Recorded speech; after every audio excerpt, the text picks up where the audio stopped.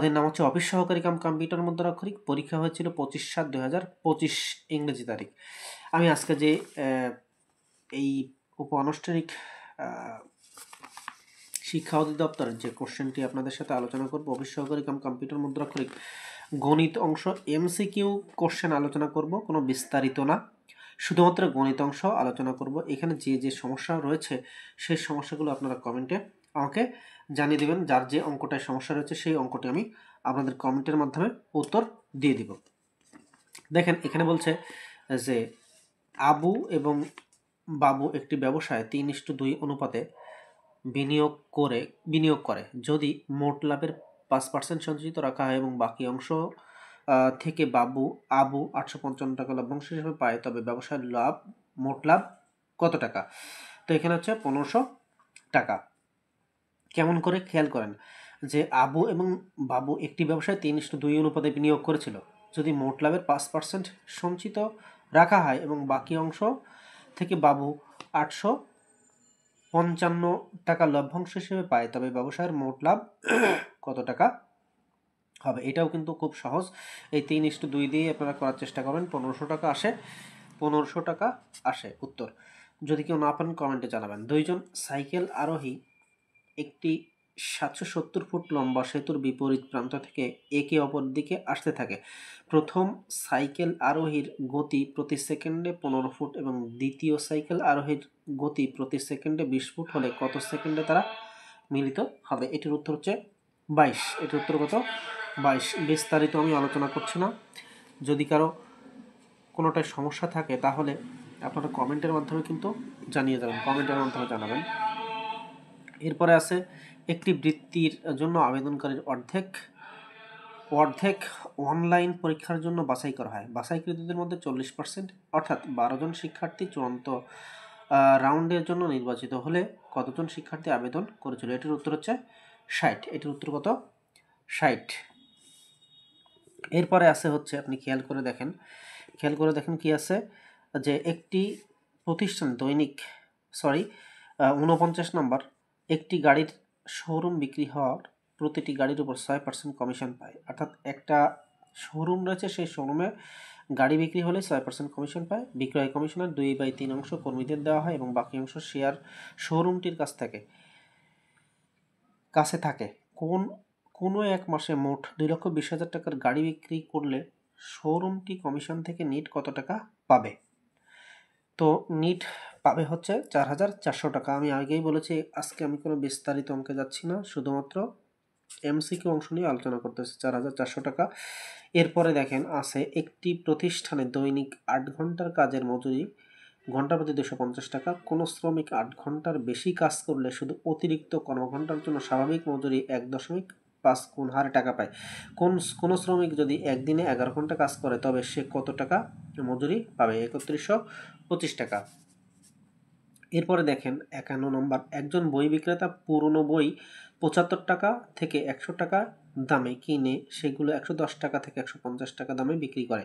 যদি বিক্রেতা এই ধরনের 20টি বই বিক্রি করে তাহলে তার সর্বনিম্ন কত টাকা লাভ হবে? এটার উত্তর হচ্ছে 200।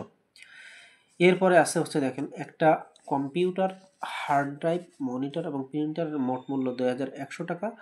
তো মনিটর এবং প্রিন্টারের মোট মূল্য হার্ড ড্রাইভের মূল্যের 3/4 যদি প্রিন্টারের মূল্য মনিটরের মূল্যের চেয়ে 120 টাকা বেশি হয় তাহলে প্রিন্টারের মূল্য কত? 510 টাকা। এখানে যে যে অঙ্কের সমস্যা হবে কমেন্টে জানাবেন, উত্তর দেওয়ার চেষ্টা করবো ইনশাআল্লাহ। আজকে কোনো বিস্তারিত অঙ্ক দেখাচ্ছি না, শুধু MCQ অংশ। এরপরে বলছে তামিম তার ভ্রমণের প্রথম অংশে 180 মাইল এবং দ্বিতীয় অংশে 300 মাইল অতিক্রম করে।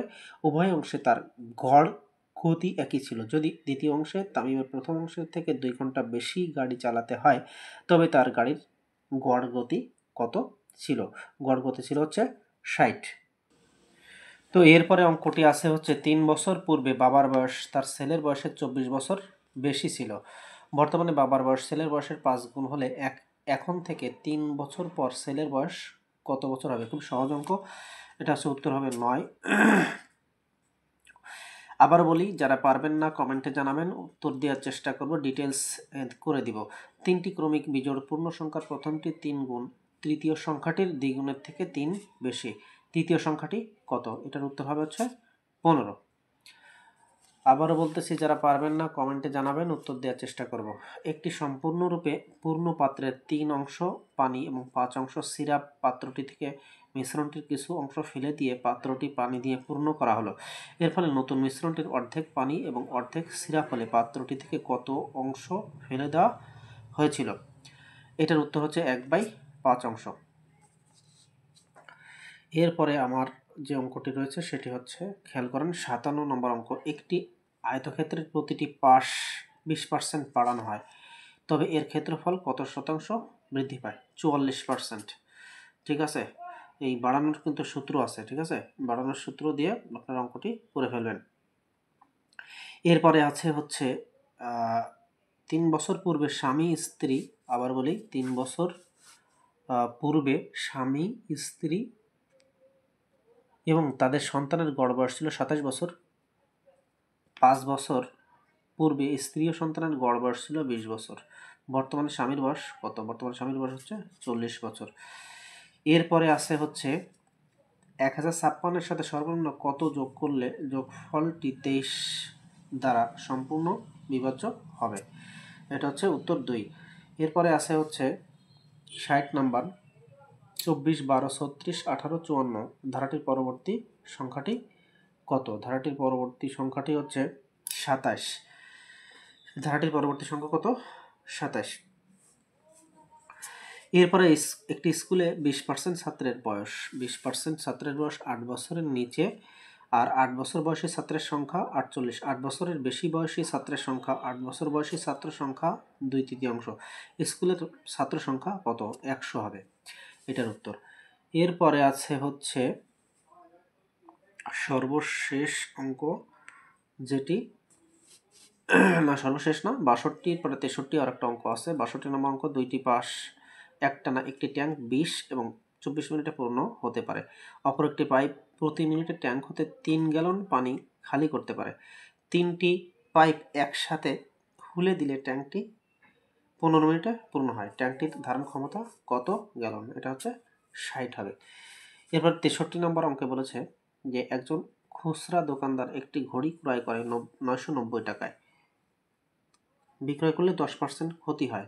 দোকানদার ঘড়িটির ক্রয় মূল্য কত? দোকানদারের ঘড়িটির ক্রয় মূল্য হচ্ছে 1100 টাকা। আমি আগেই বলেছি বিস্তারিত আমি আজকে করতেছি না, আজকে হচ্ছে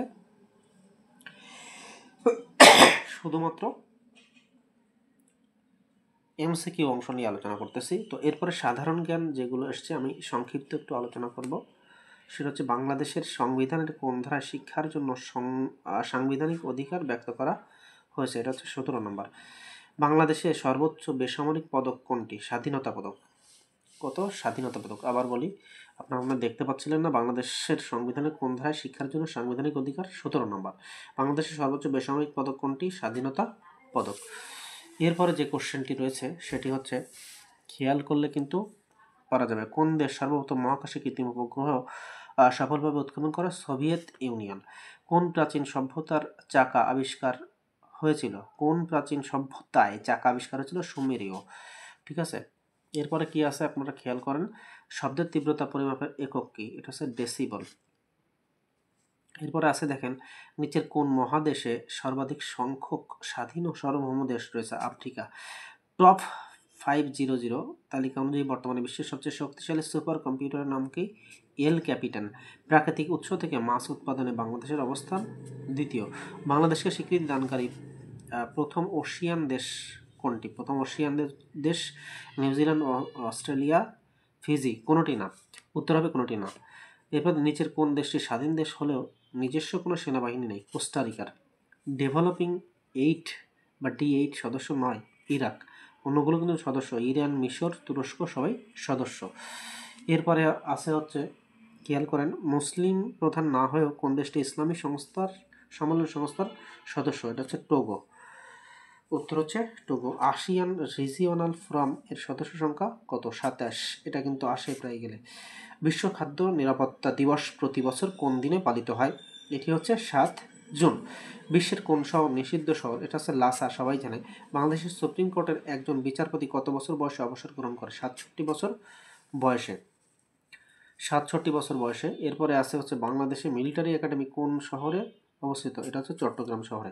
তো বন্ধুরা, আজ আমি কোনো ডিটেলস অঙ্ক করিনি, শুধুমাত্র গণিত অংশ ও আনুষ্ঠানিক শিক্ষা অধিদপ্তরের অফিস সহকারী কাম কম্পিউটার প্রশ্নগুলো নিয়ে আলোচনা করেছি, উত্তরগুলো নিয়ে আলোচনা করেছি, সাথে সাধারণ জ্ঞানও। যদি ক্লাসটি ভালো লেগে থাকে লাইক শেয়ার করে অন্য যারা চাকরি প্রার্থী রয়েছে তাদেরকে দেখার সুযোগ করে দিন এবং চ্যানেলটিকে সাবস্ক্রাইব করে রাখুন। সবাই ভালো থাকুন, সুস্থ থাকুন, আল্লাহ হাফেজ।